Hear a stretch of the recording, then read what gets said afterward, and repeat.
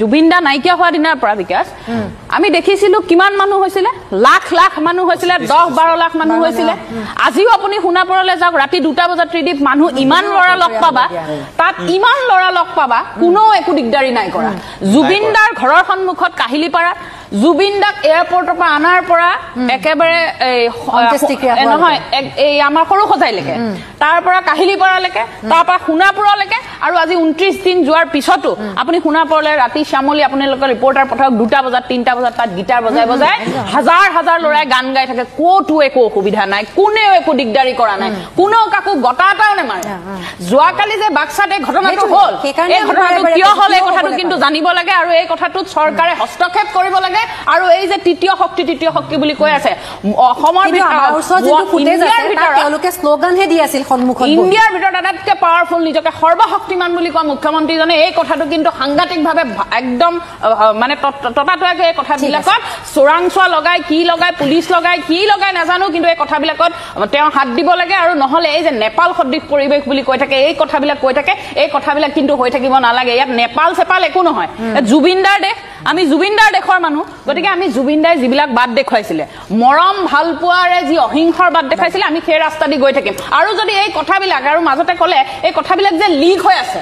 ভুল কথাবিলাক যে মিডিয়াত ওলাই আছে ভুল কথাবিলাক যে লিক হৈ আছে এই কথাবিলাকত কিন্তু হস্তক্ষেপ কৰাৰ প্ৰয়োজন আছে নহলে মানুহ উত্তেজিত হ'ব 3 নম্বৰ কথা লাষ্ট কথাটো কৈছো বাক্সাৰ ঘটনাটো যিহেতু ওলাই আছে বাক্সাৰ ঘটনাটোত আমি দেখিলো যে সংবাদ মাধ্যমত ওলাই গ'ল বাক্সাত এনেকুৱা আৰাম আপুনি যেটো প্ৰথম কথা কৈছিলে মই এটা কথা ক'ব বিচাৰিছো যে জুবিনদাক ৰাতিপুৱা 7টা বজাত জিএমচিএইচত পোষ্টমৰ্টেম কৰাৰ কথা আছিল সকলোৱে জানো কিন্তু ৰাতি 2টা বজাত ইয়ালে লৈ আহিছিলে জিএমচিলে ৰাতি 2টা বজাত তেতিয়া মই 3টা বজাত 2:45ত মই জিএমচিএইচৰ সন্মুখত আছিলো মই পুলিচ প্ৰশাসনক সুধিছিলো যে কিয় মানুহকটো 7টা বজাত বুলি কৈছিলে এতিয়া কিয় 2টা বজাত লৈ আহিলে আমাৰটো সুধিব লগা আছে তেতিয়া কৈছিলে যে ৰাতিপুৱা ট্ৰেফিক জাম হ'ব পাৰে ভিৰ হ'ব পাৰে কিবা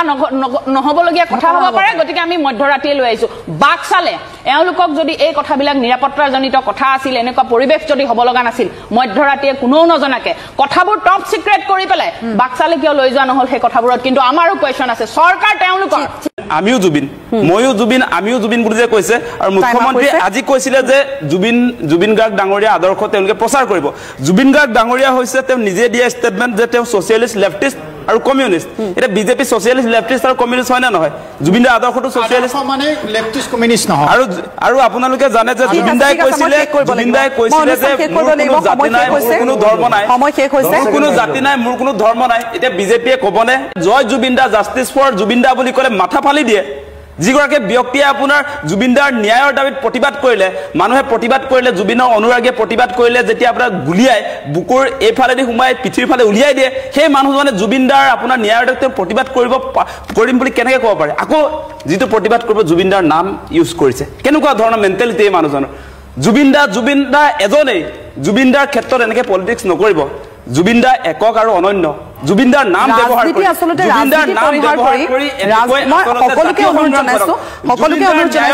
জাতীয় সংগ্ৰাম এই জাতীয় সংগ্ৰামটোক বিজেপিয়ে যি ধৰণে তেওঁলোকে আচলতে হাইজেক কৰি জুবিনদাৰ নাম ব্যৱহাৰ কৰি এই ব্যক্তিগৰাকীক আচলতে এনেকৈ আপোনালোকে ৰাজনৈতিক হাতিয়াৰ বুলি ভাবিছে মানে বিভিন্ন সময়ত মুখ্যমন্ত্ৰীয়ে বিভিন্ন বক্তব্য দাঙি ধৰিছে সেইবিলাক আমি নজৰতে ৰাখিছোঁ আৰু আমাৰ প্ৰথম কথাটো হৈছে অসমীয়া ৰাইজৰ হিয়াৰ আমঠু আমাৰ প্ৰাণৰ স্পন্দন জুবিনদাক হেৰুৱাৰ দিন ধৰি আচলতে বেলেগ কথা আমাৰ মনত স্থান পোৱা নাই আমি এই মুহূৰ্তত এটা কথাই ভাবি আছোঁ এই কালপিট কেইটাৰ শাস্তি আচলতে কেতিয়া হ'ব যিকেইটাই আচলতে জুবিনদাক হত্যা কৰি পেলালে নাইবা হত্যাৰ মানে গৰাহলৈ ঠেলি দিলে সেই ব্যক্তি কেইগৰাকী শাস্তিটোহে আমাৰ মনলৈ আহি আছে মানে যেতিয়ালৈকে জুবিনদাই ন্যায় নাপাব তেতিয়ালৈকে আমি সঁচাকৈ শান্তিত থাকিব নোৱাৰোঁ আৰু শাস্তি বুলি ক'লে আপোনালোকে জানে যে তেওঁলোকে আপোনালোকে অনুসন্ধানৰ পিৰিয়ডটো নিশ্চয় দেখিছিলে যে বিষপান কৰোৱা হৈছিলে বুলি কৈছে বিষপান ক'লে ডেফিনেটলি গোটেই কেইগৰাকীৰ বিৰুদ্ধে আচলতে আপোনাৰ ফাঁচীৰ এটা ৰায়দান আহিব লাগে আৰু আপোনাৰ যদি হত্যাৰ মুখলৈ ঠেলি দিলে হত্যাৰ মুখলৈ যদি ঠেলি দিছে তেওঁলোকক আচলতে BNSৰ 105 তাৰ অনুসৰি তেওঁলোক শাস্তি দিবলৈ যাৱজ্জীৱন কাৰাদণ্ড গতিকে এই মুহূৰ্তত তদন্ত প্ৰক্ৰিয়াটো যেতিয়া আমি চাই আছোঁ আৰম্ভণিৰ দিনটোৰ পৰা ইয়াত কিন্তু অসমীয়া ৰাইজ সন্তুষ্ট নহয় মানে মুখ্যমন্ত্ৰীয়ে মাজে সময়ে জুবিনদাক ন্যায় দিলো বুলি কৈ দিলে কোনো ধৰণৰ তদন্তৰ অগ্ৰগতি নাই যিটো সময়ত SIT তদন্ত কৰি আছে শ্যামকানু মহন্তৰ ঘৰ সিল কৰা হৈছে এই সময়ছোৱাত সেই সিল কৰা ঘৰ তাৰ তলা খুলি আপোনাৰ তেওঁৰ পত্নীয়ে তাতে থাকে ৰাতি শুয়ে তাতে গতিকে এই কথা বতৰাবিলাক আমি দেখি আছোঁ গতিকে জুবিন গাৰ্গৰ ক্ষেত্ৰত কেনেকুৱা ধৰণে অন্যায় চলাইছে আচলতে এইটো আচলতে আমি কোনো কাৰণতে এনেকুৱা যে ৰাজনীতি হ'ব সেই কথা আমাৰ মনলৈ কেতিয়াও অহা নাছিলে মানে এই মুহূৰ্তত আপোনালোকে নিশ্চয় দেখিছে যে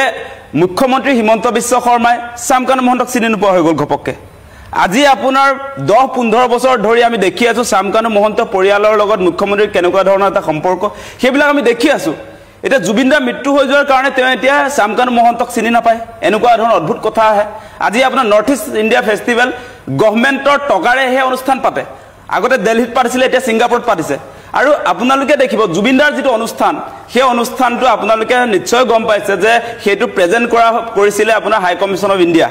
হেতু তাৰ লগতো আছে ভাৰত চৰকাৰ গতিকে তেওঁলোকে জুবিন দাৰ মৃত্যুৰ পাছত দায়িত্ব নলয় এতিয়া চৰকাৰে দায়িত্ব নলয় যে নৰ্থ ইষ্ট ইণ্ডিয়া ফেষ্টিভেলৰ লগত চৰকাৰ যেন কোনো সম্পৰ্ক নাই তেনেকুৱা ধৰণৰ কথা বতৰা তেওঁলোকৰ মুখত আহিছে আজি ইমান দিন যে চলাই আছে নৰ্থ ইষ্ট ইণ্ডিয়া ফেষ্টিভেল আৰু আপোনালোকে নিশ্চয় দেখিছে প্ৰায় কোটি কোটি টকা ৰাজকোষৰ পৰা এই নৰ্থ ইষ্ট ইণ্ডিয়া ফেষ্টিভেলৰ নামত উলিয়াই দিয়া হৈছে আৰু এইবাৰ বোলে তেওঁলোকে নিদিলে দিছে যদিও আপোনাৰ আমাৰ সন্দেহ হয় যে এসআইটিক যে তদন্ত কৰিবলৈ দিয়া হল এই তদন্ত প্ৰক্ৰিয়াৰ এই দিনকে এই 28 দিনৰ ভিতৰত আসলে গভৰ্ণমেণ্ট ইনভলভমেণ্টটো ডিলিট কৰা হৈছে সেই অভিযোগ আমি কৰিছো কাৰণ আমি দেখিছিলো যে আপোনালোকেও সকলোৱে লক্ষ্য কৰি আছে যে অভিযোগবিলাক যিবিলাক আহি আছে মূল অভিযোগবিলাকক ক্লোজ কৰি দিয়া হৈছে যে হাই কমিশন অফ ইণ্ডিয়া বা আপোনাৰ নৰ্থ ইষ্ট ইণ্ডিয়া ফেষ্টিভেল সেই অনুষ্ঠানবিলাকলে চৰকাৰৰ যেটো আসলে পুঁজি যে যোগান ধৰা হৈছে ধাৰাবাহিকভাৱে সেই কথা বতৰাবিলাক তেওঁলোকে আজিৰ দিনটোত নকয় আজি আপোনাৰ সোশ্যাল মিডিয়াত আজি আমাৰ মুখ্যমন্ত্ৰী ফেসবুক লাইভ দিয়ে ফেসবুক লাইভত তো গভৰ্ণমেণ্ট ইনভলভমেণ্টটো নকয় নৰ্থ ইষ্ট ইণ্ডিয়া ফেষ্টিভেলৰ লগত আৰু চৰকাৰৰ যদি ইনভলভমেণ্ট নাথাকে চৰকাৰৰ পৃষ্ঠপোষকতা যদি নাথাকে ইমান ডাঙৰ অনুষ্ঠান বিদেশত কিয় আৰু আপোনালোকে এই শ্যামকানু মহন্তৰ আপোনাৰ নৰ্থ ইষ্ট ইণ্ডিয়া ফেষ্টিভেলৰ আগে আগে যেটো প্ৰেছ কনফাৰেন্স হৈছে তাতো আপোনালোকে দেখিছে যে আমাৰ নৰ্থ ইষ্টৰ মুখ্যমন্ত্ৰীসকল তাতে যাব আসলতে আপোনাৰ পৰ্যটন উদ্যোগৰ কাৰণে তাত আসলতে এই অনুষ্ঠানটো কৰা হৈছে বিভিন্ন ধৰণৰ কথা বতৰা কৈছিলে আৰু গুটেটো প্ৰেজেন্ট কৰিছে ভাৰত চৰকাৰ বুলি কৈছিল গতিকে ভাৰত চৰকাৰ ইনভলভমেণ্টটো ক্লোজ হৈ গৈছে এবাৰ গতিকে তদন্ত প্ৰক্ৰিয়াটো আৰম্ভণিৰ পৰা আমি কৈ আছো যে গভৰ্ণমেণ্ট ইনভলভমেণ্ট ইয়াত ক্লোজ হৈছে হেতু আসলে খুলিব লাগিছিল কোন চৰকাৰী আসলতে বিভাগে নৰ্থ ইষ্ট ইণ্ডিয়া ফেষ্টিভেলত আপোনাৰ টকাৰ যোগান ধৰিছে সেইবিলাক আজি নাহিলে গতিকে সেই কথা বতৰাবিলাক আমি দেখিছো আৰু এই যে শ্যামকানু মহন্ত ফেষ্টিভেল মহন্ত সেই ফেষ্টিভেল মহন্তই আমাৰ কলিজা আসলতে জুবিন দাক আসলে ছিংগাপুৰলৈ মাতি নি তেওঁ আসলে কি অৱস্থাত আছে সেই পৰ্যায়লৈ তেওঁ যে ভাবি চিন্তি একো যে নাচালে এগৰাকী ৰোগীয়া ব্যক্তিক ছিংগাপুৰত অনুষ্ঠান কৰিবলৈ লৈ গৈছে তাৰ পাছত কোনো ধৰণৰ ৰেসপন্সিবিলিটি কেনেকৈ হৈছিল আৰু তাৰ পাছত আপোনালোকে দেখিছে মেনেজাৰ তাৰ ভুলৰ বাবে হৈছিল আজি মেনেজাৰ বা সিদ্ধাৰ্থ শৰ্মা বা এই শেখৰ জ্যোতি গোস্বামী যিবিলাকে আসলতে আপোনাৰ ইয়ত পাৰ্টি কৰি মস্তি কৰি আছিল তেওঁলোকে জনা নাছিল নেকি যে জুবিন দাৰ আপোনাৰ সিজাৰ হয় তেওঁ জুই আৰু পানীলে যাব নোৱাৰে সেই কথা তেওঁলোকে নাজানে নেকি আজি আপোনাৰ তেওঁলোকৰ ভিডিঅ'বিলাক যে আহি আছে আপোনাৰ কিস্তিকে যিবিলাক ভিডিঅ' আহিছে তাততো দেখিছে কোনোবাইটো উছতাই দিছে পাৰিব বুলি কৈছে সাঁতুৰিবলৈ প্ৰমোট কৰা হৈছে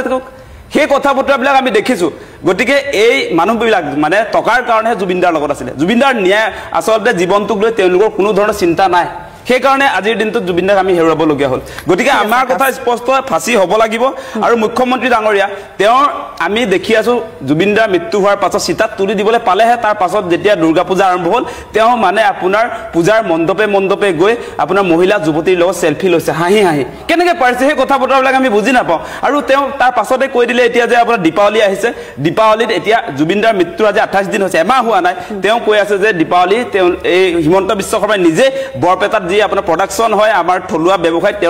তেওঁলোকৰ পৰা আসলতে আপোনাৰ আতচবাজি ক্ৰয় কৰিব আৰু নিজে ফুটাম বুলি কৈছে কেনেকৈ পাৰে আসলতে মুখ্যমন্ত্ৰী ডাঙৰীয়া আপোনাৰ পত্নীৰ মৃত্যু হলে সেই কথা আপুনি ক'ব পাৰিবনে জুবিন দাক আপুনি নিজৰ বুলি কয় নিজৰ ভাতৃৰ নিচিনা বুলি কয় আপোনাৰ ভাতৃৰ মৃত্যু হলে আপুনি ফুটাম বুলি ক'ব পাৰিব নেকি এমাহ নহওঁতে ফটকা ফুটাম বুলি ক'ব পাৰিব আপুনি আমাৰ সংস্কৃতি আমাৰ ধৰ্মীয় পৰম্পৰা ৰক্ষা কৰিবৰ কাৰণে ঘৰৰ মানুহজন যদি আপোনাৰ মৃত্যু হৈছে তেতিয়া আপুনি ক'ব পাৰিব সেই কথা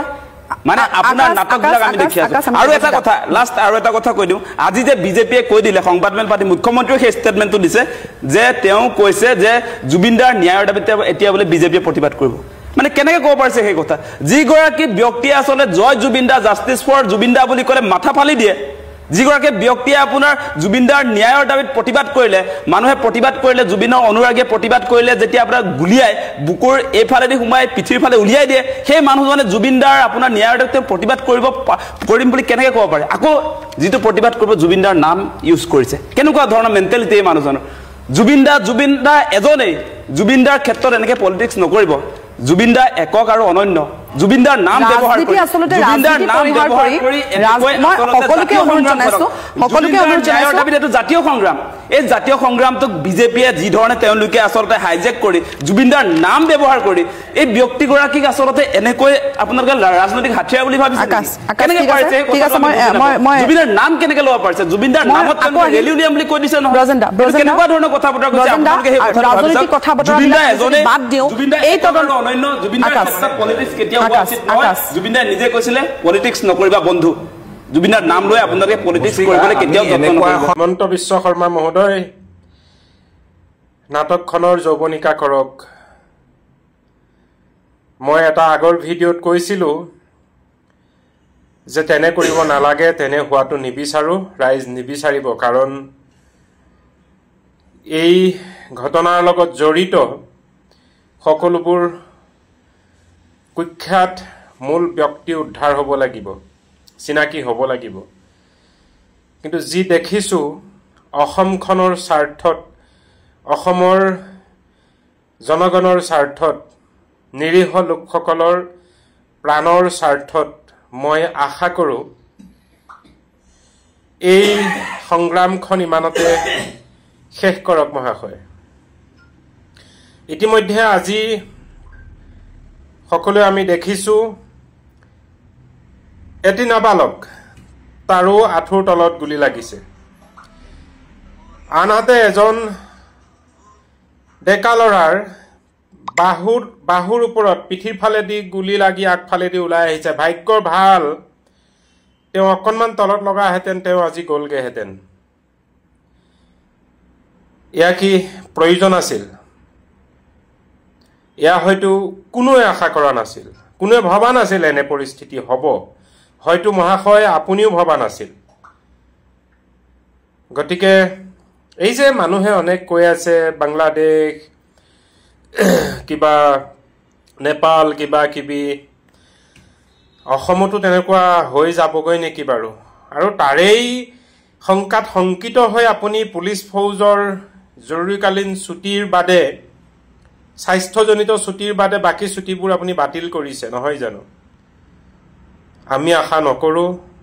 আমি ভবা নাছিলোঁ কিন্তু হয়তো খুব সোনকালে কোনোৱে নভবা এটা পৰিৱেশ সৃষ্টি হৈ যাব আপুনি কিন্তু সেই বোকা ছটিওৱা ব্যৱস্থাটো ডাইলগবোৰ বন্ধ কৰক যে বিৰোধী পক্ষই কৰিছে চাওক অসম আন্দোলন গ'ল কা আন্দোলন গ'ল আৰু বহুত কিবা কিবি গ'ল কিন্তু জুবিনৰ বৰ্তমান যিখন আন্দোলন এইখনক লৈ আপুনি তামচা নকৰিব নহ'লে সেই কোনোবা মুছলমানবিলাকে কোৱাৰ দৰে আমি ভাবিবলৈ বাধ্য হ'ম বাংলাদেশৰ প্ৰধানমন্ত্ৰী শেখ হাছিনা নেপালৰ প্ৰধানমন্ত্ৰী ৰজা পলাই পত্তং দিয়াৰ দৰে আপোনাৰো তেনেকুৱা আহি পৰিব উদাহৰণস্বৰূপে আজি পৰিৱেশটো চাওকচোন কালভাৰ তলত সোমাবলৈ পুলিচ বাধ্য কটং কটং কটং শব্দ শুনিছে নহয় এইটো আমাৰ কালচাৰ নহয় শিলগুটি মাৰা কিন্তু ৰাইজৰ অন্তৰত এনেকুৱা কোৱা জুই জ্বলি আছে তাৰ অন্ত কেতিয়া হ'ব কিন্তু মহাশয় আমাৰ কাৰো হাততে নাই আৰু এটা কথা মোৰ সন্দেহ হৈছে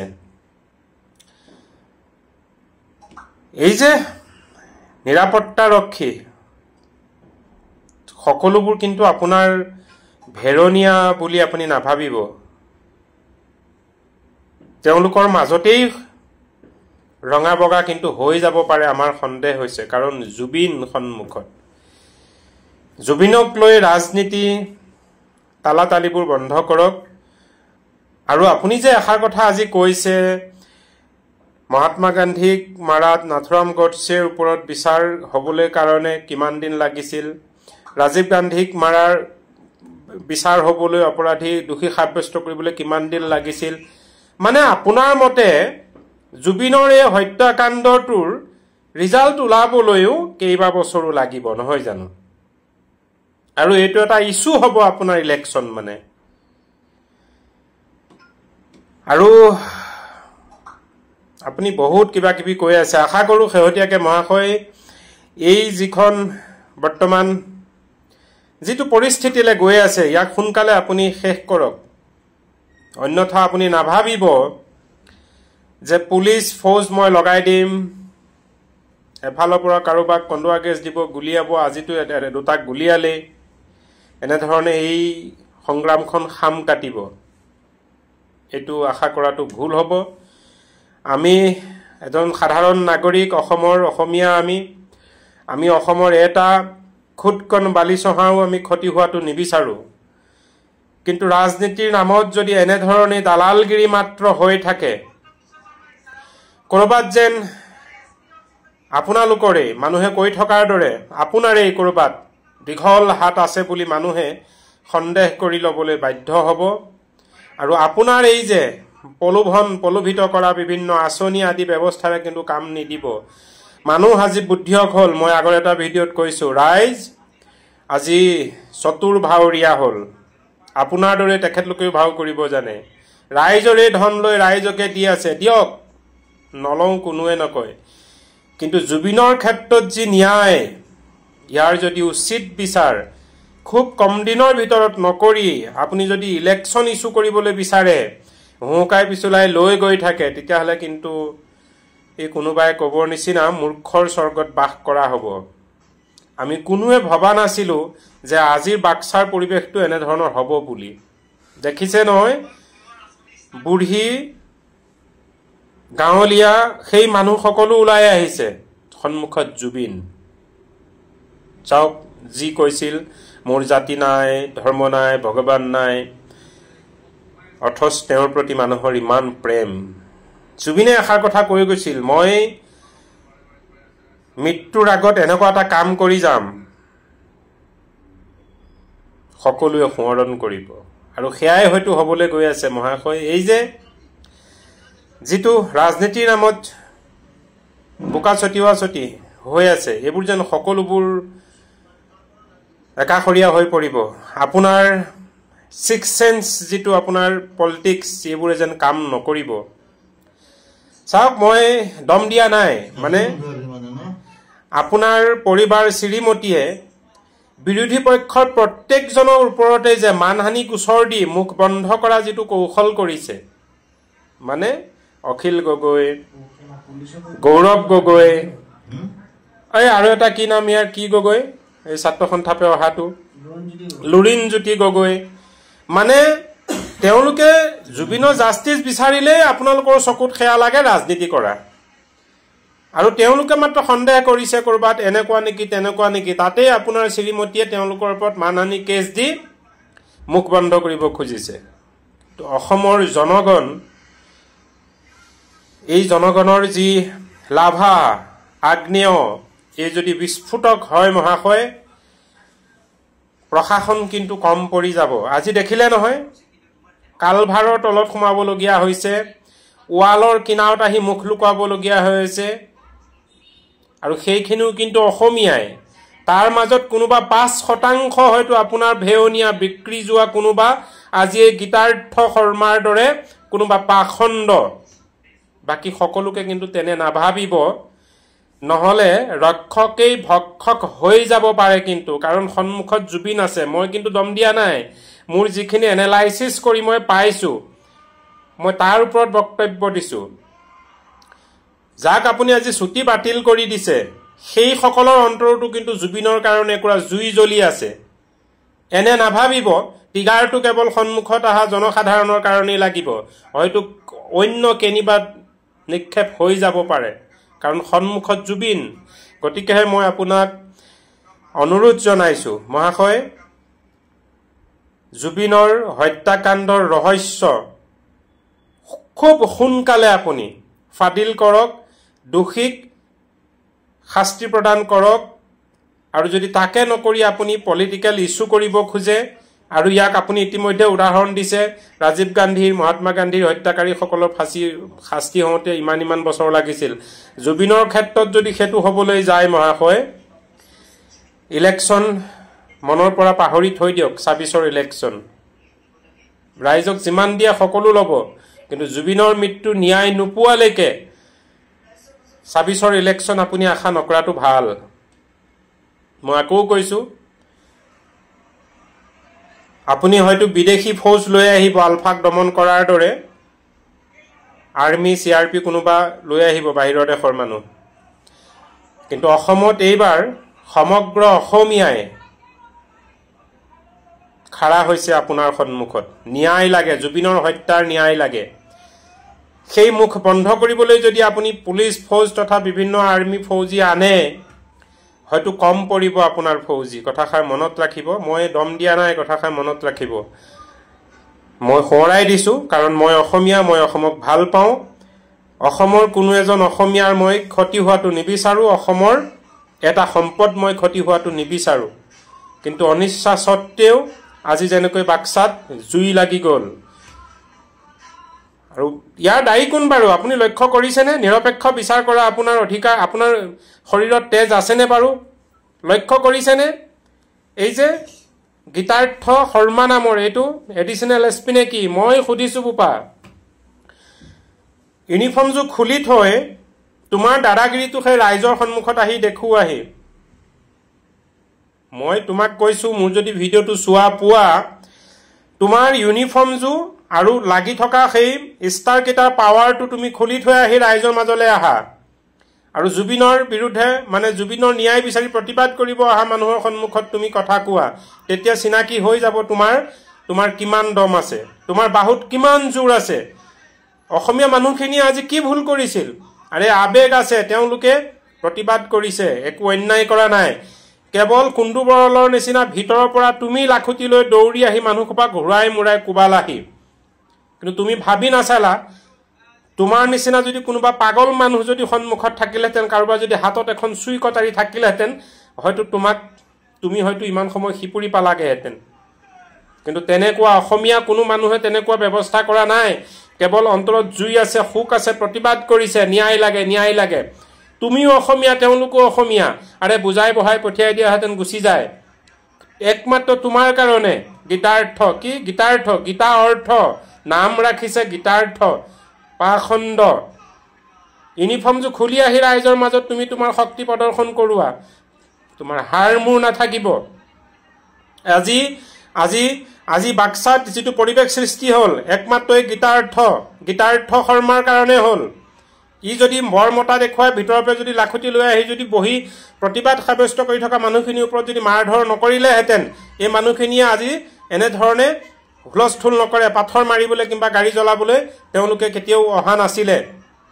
এই গোটেই পৰিস্থিতিৰ জগৰীয়া একমাত্ৰ গীতাৰ্থ শৰ্মা আৰু গীতাৰ্থ শৰ্মাক যদি মুখ্যমন্ত্ৰীয়ে হুকুম দিছে তেতিয়াহ'লে মুখ্যমন্ত্ৰী আপুনি জগৰীয়া মই দিনত এটা পোষ্ট দিছিলোঁ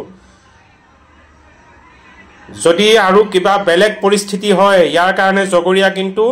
অসম প্ৰশাসন পুলিচ তথা মুখ্যমন্ত্ৰী হ'ব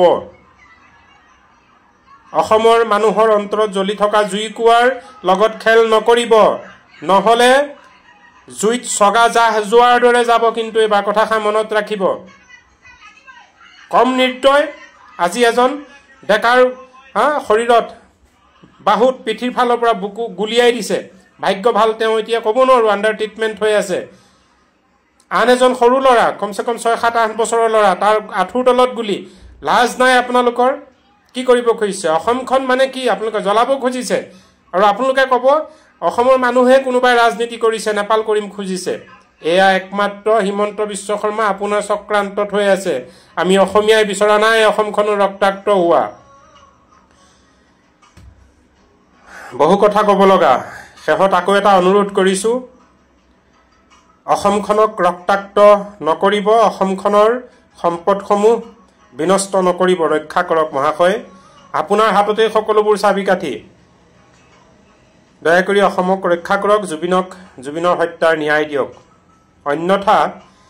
আমি কেতিয়াও নিবিচৰা পৰিৱেশ এটা কিন্তু হৈ পৰিব যিটো হয়তো আপুনি কণ্ট্ৰোল কৰিব নোৱাৰিব আৰু আপুনিও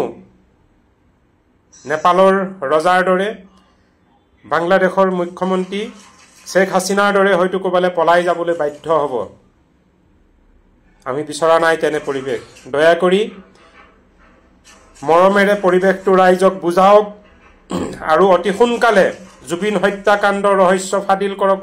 উচিত শাস্তি দিয়ক ইতিমধ্যে আপোনালোকে ভিডিঅ'টোৰ যোগেদি বহুখিনি কথাই গম পাইছে সকলোৱে নিজৰ নিজৰ মনৰ কথাখিনি প্ৰকাশ কৰিছে জুবিন দাৰ ন্যায়ৰ বাবে সমগ্ৰ ৰাজ্য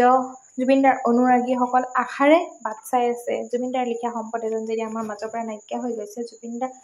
আমাৰ মাজত নোহোৱা আজি 1 মাহ হৈ গ'ল কিন্তু জুবিন দাৰ ন্যায় কোনো একোৱে আগবঢ়া নাই কি হৈছে পৰিস্থিতি বহুত বেয়ালৈ গতি কৰি আছে সকলোখিনি ৰাইজে দেখি আছে পৰিস্থিতি বেয়া কৰাৰ আচল মেইন কাৰণটোৱে হৈছে এই কালপিত কেইটাৰ মুখৰ পৰা এতিয়া ওলোৱা নাই যে কিয় হ'ল কি হ'ল অকল এইটো জানিবৰ কাৰণে সকলো ৰাইজে বাট চাই আছে যে জুবিন দাৰ লগত আচলতে হৈছিলে কি ছিংগাপুৰত হৈছিলে কি জুবিন দাৰ লিখা এজন সম্পদ যেতিয়া আমাৰ অসমৰ পৰা লৈ গৈ আমাৰ মাজৰ পৰা লৈ গৈ তাক মাৰিলেগে কেনেকৈ কি হ'ল অকল সেইটোৱে ৰাইজে জানিব বিচাৰিছে আৰু ইমান দিনে সকলোৱে আশাৰে বাট চাই আছে যাতে জুবিন দাৰ ন্যায় পাওক জুবিন দা সদায় আমাৰ মাজত থাকিব জুবিন দাৰ সদায় অমৰ হৈ থাকিব